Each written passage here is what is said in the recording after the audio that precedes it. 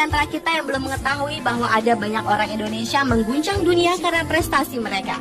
Prestasi yang diakui bangsa lain tersebut tentunya membanggakan Indonesia. Hal ini membuktikan bahwa bangsa Indonesia juga patut diperhitungkan di kancah internasional. Apalagi di antara mereka ada yang merupakan orang pertama yang melakukannya di dunia. Dari sekian banyak orang Indonesia yang membanggakan, berikut 7 orang Indonesia pertama yang mengguncang dunia versi on the spot.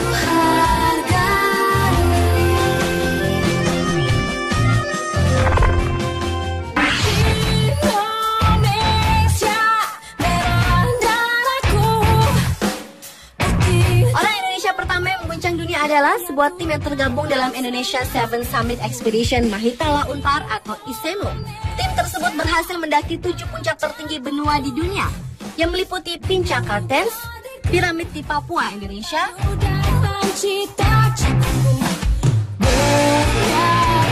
Puncak Gunung Kilimanjaro di Afrika,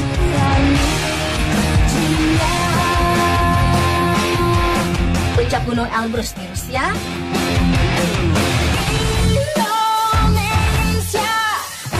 Puncak Gunung Vinson Massif di Antartika,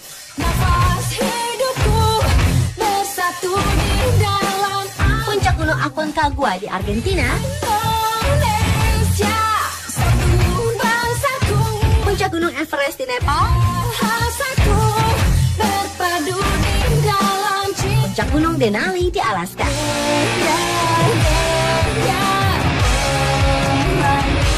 Anak-anak muda yang berusia 20 tahunan itu secara otomatis mendapatkan julukan sebagai The Seven Summiters, gelar internasional bagi mereka yang berhasil mencapai 7 puncak tertinggi di dunia. Sebenarnya usaha mencapai gelar ini telah dimulai oleh almarhum Norman Edwin dan almarhum Didik Samsu yang merupakan mahasiswa pencinta alam dari Universitas Indonesia. Sayangnya langkah mereka harus terhenti di Gunung Aconcagua ketika jenazahnya ditemukan di gunung tersebut. Sejak musibah itu, pendakian untuk menggapai gelar The Seven Summiter bagi Indonesia bagai hilang begitu saja. Hingga akhirnya awal tahun 2009, mahasiswa pencinta alam dari Universitas Parahyangan Bandung tersebut berhasil mencapai Kartens Pyramid, kemudian lanjutkan mendaki 6 puncak lainnya hingga tahun 2011. Dengan prestasi membanggakan ini, kini Indonesia memiliki The Seven Summiters pertama. Ini juga menandakan bahwa Indonesia akan segera bergabung bersama 52 negara di dunia yang memiliki pendaki bertitel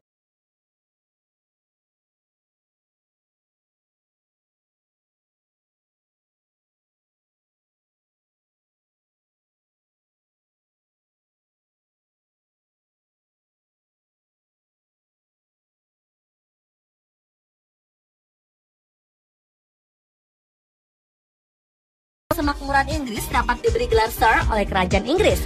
Namun ternyata ada juga orang Indonesia yang diberi gelar Sir, yaitu Profesor Dr. Azumardi Azra.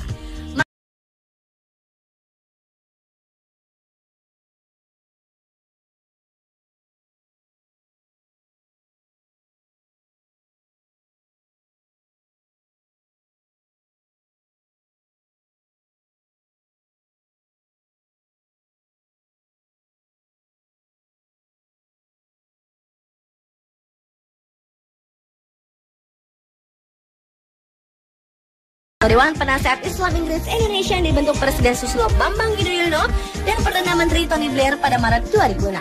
Dengan gelar tersebut, maka ia berhak menyandang gelar Sir di depan namanya.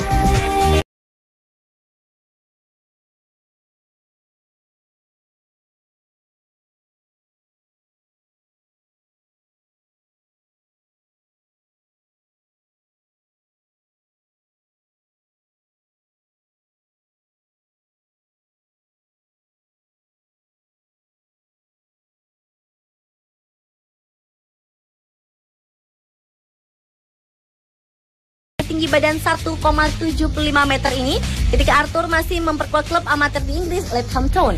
Yang membanggakan lagi, pemain muda menjanjikan dari Indonesia tersebut ternyata juga menarik perhatian klub sepak bola asal Inggris, Manchester United. Nama Arthur Irawan sempat mencuat berkaitan dengan seleksi timnas Indonesia U23 ketika timnas masih dilatih Alfred Riedel. Tetapi karena remaja asal Surabaya, Jawa Timur ini masih dianggap terlalu muda, Alfred pun menolaknya.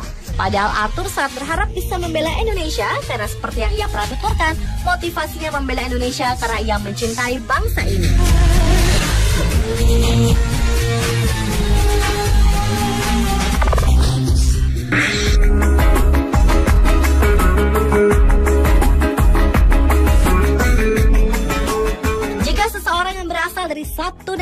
menjadi presiden di negaranya sendiri, hal itu adalah hal biasa. Namun, jika orang tersebut tidak berasal dari negara tersebut, namun berhasil menjadi presiden di negara itu, hal ini barulah luar biasa. Peristiwa langka itu dialami oleh Yusof bin Ishak, orang Sumatera Barat yang menjadi presiden Singapura. Bahkan Yusof yang menutup usia di umur 60 tahun itu merupakan presiden pertama Singapura. Yang semakin membanggakan, wajah Yusof pun diabadikan pada pecahan-pecahan uang kertas Singapura. Pada tanggal 3 Desember 1959, Yusof yang saat itu memang telah menjadi warga negara Singapura dilantik sebagai kepala negara atau disebut yang di-Pertuan Negara Singapura. Kemudian pada tanggal 9 Agustus 1965, saat Singapura keluar dari Federasi Malaysia dan merdeka, status Yusof bin Ishak berubah menjadi presiden hingga tahun 1970.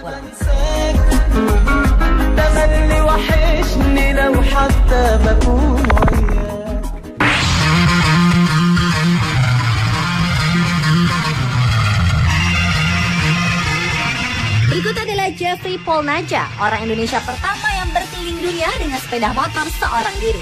Aksi pria asal Bandung, Jawa Barat ini dikukuhkan di Museum Rekor Dunia Indonesia. Kang JJ, begitu ya biasa dipanggil, memang menyukai aktivitas berpetualang. Tahun 1978, pria berusia 50 tahun ini memulai perjalanannya mengendarai sepeda motor seorang diri, melintasi seluruh Pulau Jawa sampai Bali. Namun, pada tahun 2001, saat hendak memulai perjalanan keliling dunia yang ingin dia dedikasikan untuk perdamaian, Kang JJ mengalami kecelakaan hingga ia nyaris lumpuh. Namun, untunglah hanya dalam waktu 6 bulan Kang JJ sudah pulih kembali. Setelah pulih, sejak 23 April 2006, Kang JJ meninggalkan tanah air dan memulai perjalanan menjelajah dunia dengan naik motor.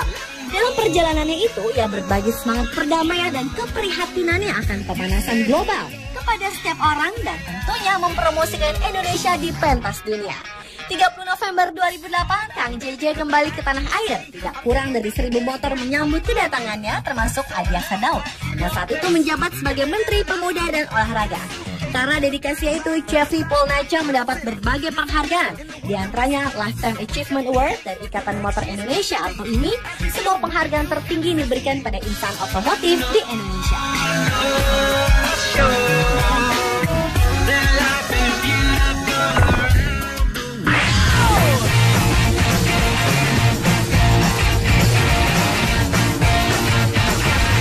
Rudi Hartono Kurniawan merupakan orang Indonesia yang telah mengukir sejarah di bidang olahraga di dunia, terutama bulu tangkis. Pria yang berusia 63 tahun itu adalah satu-satunya pebulu tangkis di dunia yang berhasil meraih gelar All England kejuaraan bergengsi di bulu tangkis untuk nomor tunggal putra sebanyak 8 kali, bahkan 7 kali secara berturut-turut. Rudi berhasil meraih gelar All England pertamanya di usianya masih muda, yaitu 18 tahun.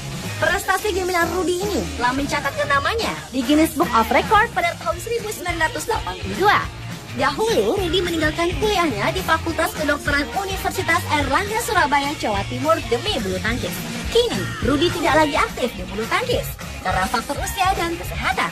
Mantan atlet dan mengaku bahwa berdoa adalah rahasia keberhasilan ini dalam menjalani operasi jantung di Australia pada tahun 1988. Walaupun demikian, dedikasi Rudi Hartono pada dunia bulu tangkis tidak akan pernah mati.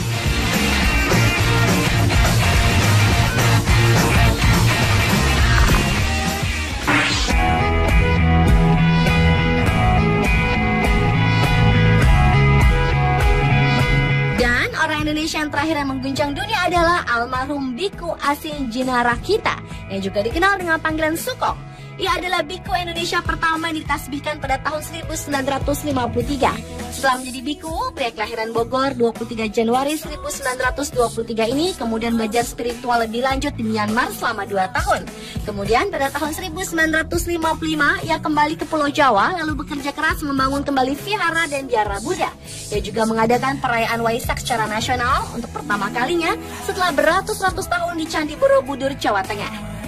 Karena kegesitannya pergi dari satu tempat ke tempat lain untuk menyebarkan ajaran Buddha saat awal menjadi biku yang menutup usia di umur 79 tahun itu sampai-sampai dijuluki The Flying Monk oleh umat Buddha di Malaysia dan Singapura. Atas segala usahanya dalam mengembangkan agama Buddha, pria yang terlahir dengan nama The Boan An ini menjadi salah satu tokoh yang sangat berpengaruh dalam perkembangan Buddhis di Indonesia.